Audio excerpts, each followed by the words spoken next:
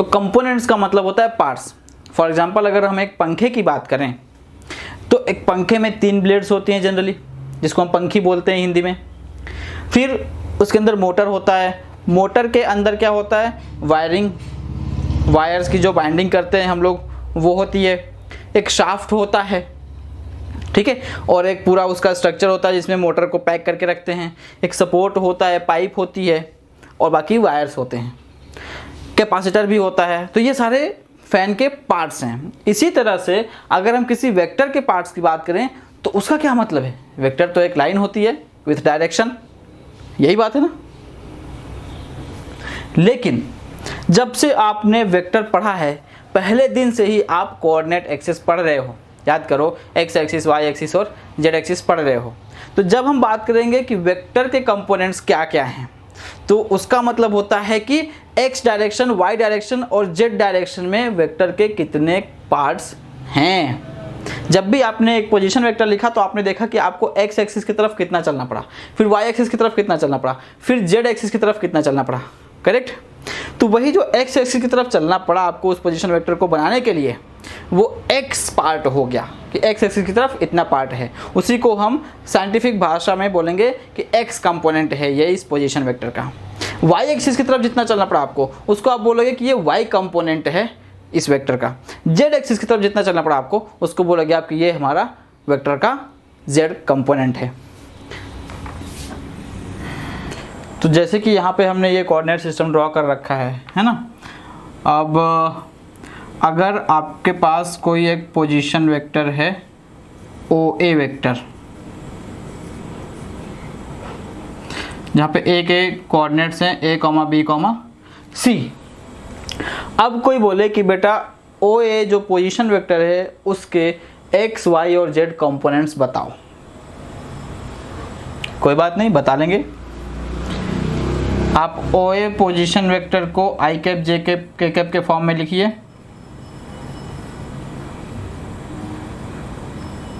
ठीक है। अब ओ ए का जो एक्स कंपोनेंट है वो है A, x component of O A vector equals to A, इस तरह से लिखते हैं। ठीक है।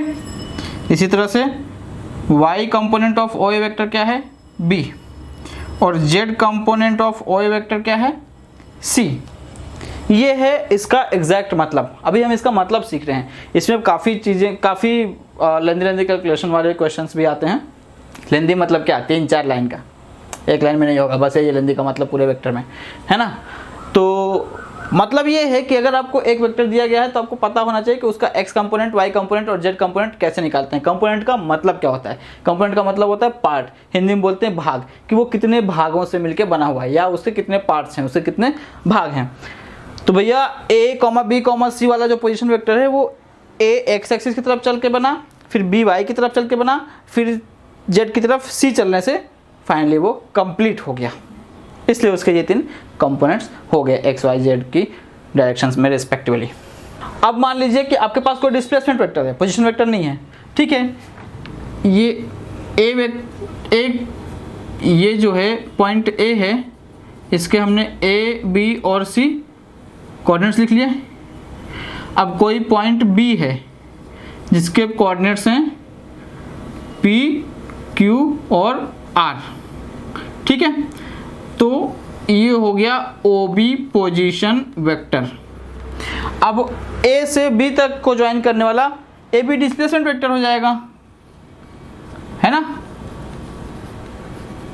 करेक्ट है, बिल्कुल करेक्ट है। तो हम यहाँ से ये भी लिख सकते हैं कि भैया फाइनल पॉइंट का पोजीशन वेक्टर क्या है, O B vector. Initial point का पोजीशन वेक्टर क्या है, ओ ए वेक्टर।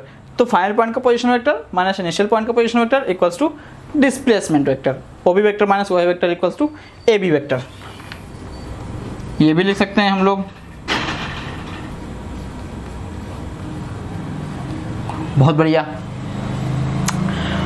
अब अगर हमें इस ए बी डिस्प्लेसमेंट वेक्टर के कंपोनेंट्स निकालने हैं एक्स एक्सिस, वाई एक्सिस और जेड एक्सिस के डायरेक्शन में, तो क्या, कुछ नहीं, आपको ए बी डिस्प्लेसमेंट वेक्टर को आई कैप जे कैप के कैप के फॉर्म में रिप्रेजेंट करना है, और जो आई कैप का कोफिशिएंट होगा वो हो गया एक्स कंपोनेंट, जो जे कैप का कोफिशिएंट हो गया वो हो गया वाई कंपोनेंट, और जो के कैप का कोफिशिएंट हो गया वो हो गया जेड कंपोनेंट।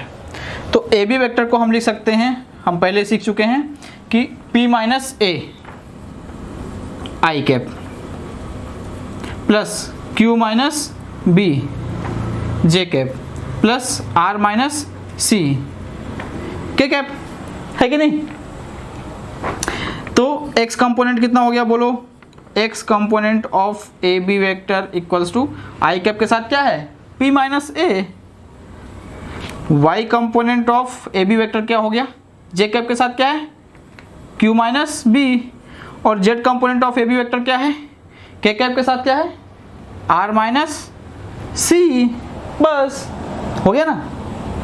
तो इस तरह से अगर कोई वेक्टर आपको आई कैप जे कैप के कैप के फॉर्म में दिया गया है तो उसके कंपोनेंट्स आप एक्स एक्सिस वाई एक्सिस और जेड एक्सिस के डायरेक्शन में किस तरह से निकाल सकते हैं, ये हमने सीख लिया। अब कंपोनेंट की कहानी यहाँ पे ख़त्म नहीं होती, अभी हम सीखेंगे डॉट प्रोडक्ट, उसके बाद फिर हम सीखेंगे कि कंपोनेंट्स कैसे निकालते हैं जनरली वेक्टर्स का किसी दूसरी वेक्टर की डायरेक्शन में। अभी छोटी सी और कहानी बची है कंपोनेंट्स में, कुछ एग्जांपल्स और एक्सप्लेनेशंस। जैसे कि ये एक वेक्टर है ए वेक्टर जो कि एक्स एक्सिस के साथ 30 डिग्री का एंगल बना रहा है, ठीक है, और ए की लेंथ है 3 मीटर, मान लो चलो 4 मीटर ले लेते हैं, 4 मीटर। तो ए वेक्टर का कंपोनेंट निकालना है एक्स एक्सिस वाई एक्सिस और जेड एक्सिस की डायरेक्शन में, ठीक है।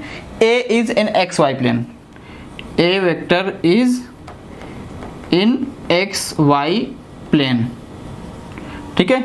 ये है हमारा क्वेश्चन, लिखो find the components of A vector in x y and z directions, ये आपका क्वेश्चन है, ठीक है, कॉपी कर लिया। अब देखिए, अब हमें ए को आई कैप जे कैप के कैप के फॉर्म में नहीं दिया गया है, तो हम क्या करेंगे, हमें डरना नहीं है। फाइनली डेफिनेशन क्या है, डेफिनेशन ये है कि ए वेक्टर को बनाने के लिए हमें एक्स की डायरेक्शन में कितना चलना पड़ा, वाई की डायरेक्शन में कितना चलना पड़ा और जेड की डायरेक्शन में कितना चलना पड़ा। अगर हमें ये मिल गया तो जितना एक्स की डायरेक्शन में चल रहे हैं वही एक्स कंपोनेंट, वही कहानी फिर से, है ना।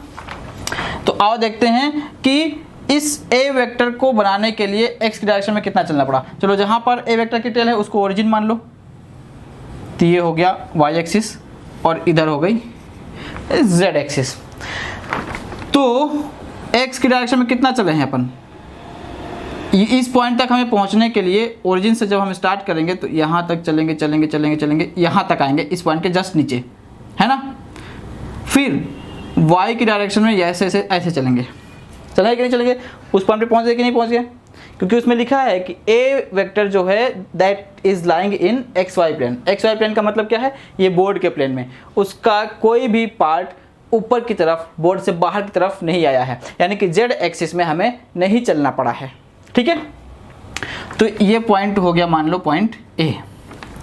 क्या ये आपको राइट एंगल ट्राइंगल दिख रहा है, दिख रहा है। क्या राइट एंगल ट्राइंगल में sine theta cos theta tan theta sec cosec cot सब लगा सकते हैं, लगा सकते हैं। ये ए वेक्टर है, इसकी लेंथ कितनी दी गई है 4 मीटर, बहुत बढ़िया। इस राइट एंगल ट्राइंगल में ये एंगल है तो ये हो गया बेस, चलो नाम दे देते हैं ओ बी, है ना। तो बेस क्या है हमारा, ओ बी है। तो बेस अपॉन हाइपोटेनस अगर आप लिखेंगे तो क्या होता है, कॉस थीटा।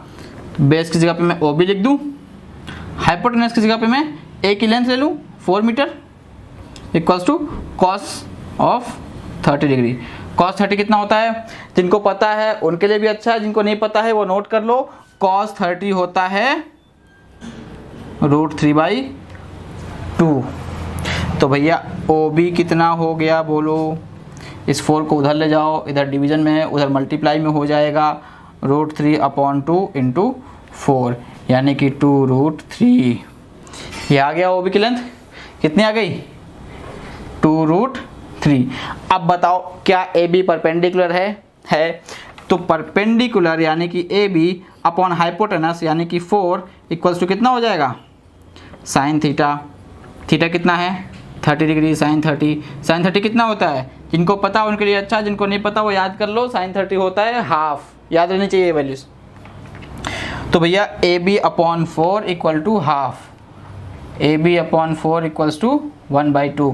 4 को उधर ले जाओगे मल्टीप्लाई हो जाएगा, तो A B equals to half into 4 equals to 2। तो ए बी की लेंथ आ गई 2। अब देखो क्या हम ए वेक्टर को बनाने के लिए x की डायरेक्शन में 2√3 चले हैं तो ए वेक्टर का x कंपोनेंट कितना हो गया 2√3। क्या हम ए वेक्टर को बनाने के लिए y की डायरेक्शन में 2 यूनिट चले हैं तो a का y कंपोनेंट कितना हो गया 2, कहानी खत्म। और z की डायरेक्शन में हम चले ही नहीं तो z कंपोनेंट कितना होगा 0। तो लिखो इसको फटाफट चापो। तो इसको हम इस तरह से आंसर लिखेंगे कि x component of A vector equals to 2√3, y component of A vector equals to 2, z component of A vector equals to 0। ये आप लोग कॉपी कर लीजिए, ठीक है। इस तरह से आपको करना है, मतलब this is the most used form की आपको किस कंपोनेंट्स निकालने के लिए हमेशा more than 90% of the time यही वाला तरीका अपनाना है। एक वेक्टर दिया होगा उसके अलग अलग डायरेक्शंस में कंपोनेंट्स निकालने हैं, ठीक है। चलिए अब इसी पे थोड़ा सा एडवांस वर्जन सीखा करते हैं। तो एडवांस वर्जन में क्या है, फिर से लेते हैं वही ए वेक्टर। इस बार बोलते हैं कि ये इस बी वेक्टर के साथ 60 डिग्री का एंगल बना रहा है। अब बताओ बी वेक्टर की डायरेक्शन में ए वेक्टर का क्या कंपोनेंट है। अब तो डर गए, अब कैसे करेंगे, एक्स वाई जेड तो है ही नहीं। अरे भैया जिस वेक्टर की डायरेक्शन में आपको कंपोनेंट निकालना है उस वेक्टर की डायरेक्शन को एक्स एक्सिस मान लो ना, सारा झंझट ही खत्म। इसको मान लो कि ये एक्स एक्सिस की डायरेक्शन में, ठीक है। अब इसके परपेंडिकुलर इसी प्लेन में होगा वाई एक्सिस है। अब परपेंडिकुलर नहीं लग रहा, ये थोड़ा सा ज़्यादा हो गया है ना, ऐसे कर लेते हैं, ये हो गई वाई एक्सिस। अब कोई दिक्कत नहीं होगी किसी को। और इन दोनों के परपेंडिकुलर जेड एक्सिस, ये हो गया पॉइंट, ये जो पॉइंट है ओरिजिन हो गया। अब क्या बचा, कुछ भी तो नहीं बचा भाई, फिर से वही कहानी। ए वेक्टर का जो हेड है, एंड पॉइंट जो है, उससे एक्स एक्सिस पे डालो परपेंडिकुलर। क्या डालोगे, परपेंडिकुलर। तभी ना पता चलेगा कि एक्स की डायरेक्शन में कितना चले हो, फिर वाई की डायरेक्शन में कितना चले हो, तब जाके ए वेक्टर मिला है कि नहीं। बहुत बढ़िया। तो आइए नाम देते हैं ओ ए बी फिर से, ठीक है। अब ओ बी निकालना है। देखो ये ट्राइंगल है अपने पास, ठीक है, ऐसी ये है एंगल 60 डिग्री, ये है ए वेक्टर और ये है ओ, ये है बी, ये है ए। वो डायग्राम थोड़ा सा गंदा हो गया तो हमने एक अलग से साफ डायग्राम बना लिया अपना, ठीक है। ये है 90 डिग्री एंगल। चलो फिर से वही कहानी, लगाओ ना ट्रिग्नोमेट्री। जिसके साथ एंगल बन रहा है ये बेस है कि नहीं, तो base O B upon vector A का मैग्नीट्यूड इक्वल्स टू कॉस 60 होगा कि नहीं होगा, बोलो भैया। Base upon hypotenuse cos theta होता है ना, और थीटा यहाँ पे 60 डिग्री है, तो कॉस 60 होता है हाफ। जिसको पता था अच्छी बात है, जिसको नहीं पता था वो याद कर लेना कि कॉस 60 कितना होता है, हाफ। अभी इसके जस्ट बाद में एक ट्रिग्नोमेट्री की साइन कॉस और टेन की टेबल बना दूंगा, तो आप वो रट लेना अगर आपको उसमें दिक्कत होती हो तो, ठीक है। तो अब यहाँ से ओ बी क्या हो जाएगा भैया, ए वेक्टर का मैग्नीट्यूड को इधर ले जाओ, तो ए वेक्टर का मैग्नीट्यूड इंटू हाफ। बोलो ठीक है कि नहीं। अब ए वेक्टर का मैग्नीट्यूड अपने पिछले क्वेश्चन में दिया था, वही वाला ले लेते हैं। ए वेक्टर का मैग्नीट्यूड 4 है, तो 4 इंटू हाफ यानी कि 2।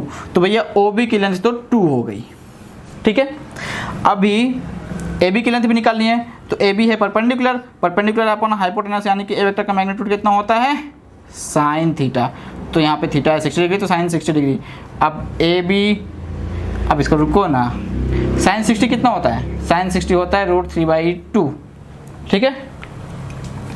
तो ए बी जो है वो हो जाएगा, ए वेक्टर का मैग्नीट्यूड इधर जाएगा तो मल्टीप्लाई हो जाएगा, ए वेक्टर का मैग्नीट्यूड इंटू √3/2, तो ये है 4 इंटू √3/2, तो ए बी कितना हो गया, ए बी हो गया 2√3, तो भैया ए बी हो गया 2√3 और ओ बी हो गया 2, यानी कि एक्स एक्सिस की डायरेक्शन में हम 2 यूनिट्स चले हैं। तो एक्स कंपोनेंट कितना हो गया है वेक्टर का 2, और एक्स एक्सिस की डायरेक्शन है तो बी की डायरेक्शन है कि नहीं, तो बी वेक्टर की डायरेक्शन में ए वेक्टर का कितना कंपोनेंट आ गया 2 यूनिट्स, ठीक है। अगर ए वेक्टर की लेंथ 4 है और ए वेक्टर बी वेक्टर के साथ 60 डिग्री का एंगल बना रहा है, तो बी वेक्टर की डायरेक्शन में ए वेक्टर का कितना कंपोनेंट आएगा 2 यूनिट्स, और बी वेक्टर के परपेंडिकुलर कितना कंपोनेंट जाएगा 2√3 यूनिट्स, ठीक है। बहुत बढ़िया, इसको नोट कर लीजिए। बस यही है हाईएस्ट लेवल, इससे ज़्यादा आपको कुछ भी नहीं आने वाला है कि किधर कंपोनेंट निकालना है, क्या निकालना है, ये सीख गए तो इसके बाद कुछ नहीं करना है। तो स्टूडेंट्स, अभी तक हमने देख लिया है कि किस तरह से कंपोनेंट निकालना है किसी एक वेक्टर का किसी गिवन दूसरे वेक्टर की डायरेक्शन में। बहुत अच्छी बात है। इसके लिए हम स्टेप्स लिख लेते हैं, ऐसा करते हैं, स्टेप्स लिख लेंगे आप तो आपको ये चीज़ें भूलेंगे नहीं किस तरह से एक वेक्टर का कंपोनेंट दूसरे वेक्टर की डायरेक्शन में फाइंड करना है, अगर दोनों वेक्टर्स के बीच में एंगल गिवन है तो, ठीक है। तो लिखिए पहला स्टेप कि if 2 vectors A and B are such that angle between them is theta and component of A vector is to be found on B vector, या फिर component of A vector is to be found in the direction of B vector, ऐसा लिख लें। तो पहला step क्या करना है आपको, पहला स्टेप ये होगा कि assume the x axis to be in the direction of B vector, x axis in the direction of B vector, जिसके डायरेक्शन में हमें कंपोनेंट निकालना है, ठीक है। Draw y and z axis perpendicular to x axis, ठीक है।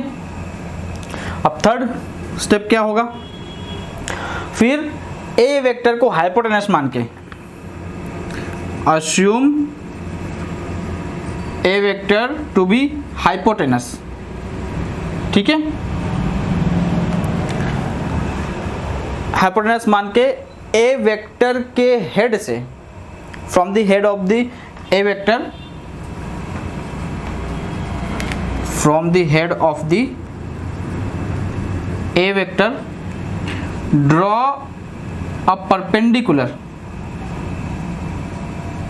on x axis, x axis बोले तो B वेक्टर पे एक परपेंडिकुलर ड्रॉ कर दीजिए, ठीक है। अब आपको एक राइट एंगल ट्राइंगल मिल गया। अब राइट एंगल ट्राइंगल में साइन थीटा कॉस थीटा लगा के आप फाइंड कर सकते हैं कि B वेक्टर की डायरेक्शन में कितना कंपोनेंट है उसका, है ना। फोर्थ लिख लीजिए कि use trigonometry to find components. ये स्टेप्स आपको फॉलो करने हैं, एकदम आंख बंद करके एकदम करेक्ट आंसर आएगा, ठीक है। चलिए बहुत बढ़िया, इसको फटाफट आप लोग कॉपी कर लीजिए। तो स्टूडेंट्स, अब हमने कंपोनेंट्स भी सीख लिए हैं, किस तरह से कंपोनेंट कैलकुलेट करना है किसी वेक्टर का। यहाँ पे हम स्टॉप करेंगे। Thank you very much for being with me. Stay tune for our next video, और नेक्स्ट वीडियो होगी ऑन डॉट प्रोडक्ट। उस पर हम बहुत सारी कैलकुलेशंस करेंगे, बहुत सारे न्यूमेरिकल्स सॉल्व करेंगे, और मैं आपको बहुत सारे क्वेश्चंस भी दूंगा जो डॉट प्रोडक्ट पे बेस्ड होंगे। मोस्टली कंपोनेंट कैलकुलेट करने के लिए होते हैं, लेकिन कुछ प्रोडक्ट कैलकुलेट करने के लिए भी होंगे। Thank you very much.